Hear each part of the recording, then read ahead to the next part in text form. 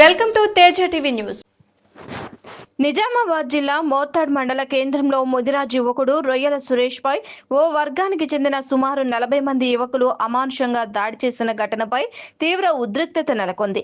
ఈ దాడిలో పోలీసులు కేవలం 6గురిపై మాత్రమే కేసు నమోదు చేశారని ఆరోపిస్తూ మిగతా నిందితుల్ని కూడా తక్షణమే అరెస్టు చేయాలని డిమాండ్ చేస్తూ బాధితునికి మద్దతుగా మోర్తాడ్ గ్రామానికి చెందిన పలు కుల సంఘాల సభ్యులు మోర్తాడ్ 63వ జాతీయ రహదారిపై పెద్ద ఎత్తున ధర్నా రాస్తారోకో నిర్వహించారు. సోమవారం రోజు జరిగిన ఈ ఆందోళనలో పోలీసులకు కుల సంఘాలకు సభ్యులకు మధ్య కొద్దిసేపు వాగ్వాదం చోటు చేసుకుంది. రొయ్యల సురేష్ పై దాడి చేసిన మిగతా 34 మంది నిందితులపై కూడా కేసు నమోదు చేసి అరెస్టు చేయాలని ఆందోళనకారులు డిమాండ్ చేశారు. పరిస్థితి ఉద్రిక్తంగా మారడంతో సిఐ పొన్నం సత్యనారాయణ ఘటనా స్థలానికి చేరుకుని ఆందోళనకారులతో మాట్లాడారు.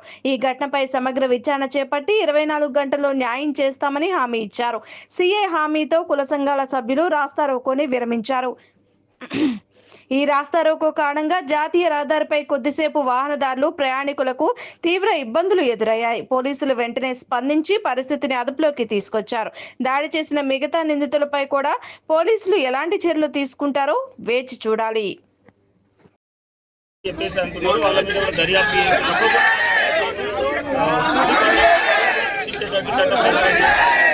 పోలీస్ తరఫున అన్ని రకాల వీడీస్ వాళ్ళు ఏదైతే మనకు సభ్యులు సంఘం మెంబర్ చెప్పారో ఆ సంఘం మెంబర్ చెప్పిన ప్రతి డిమాండ్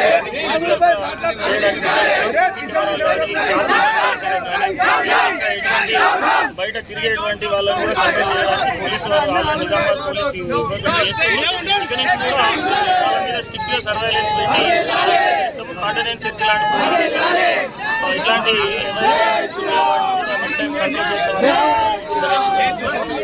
ఆల్రెడీ మన గౌరవ కమిషనర్ గారు చాలా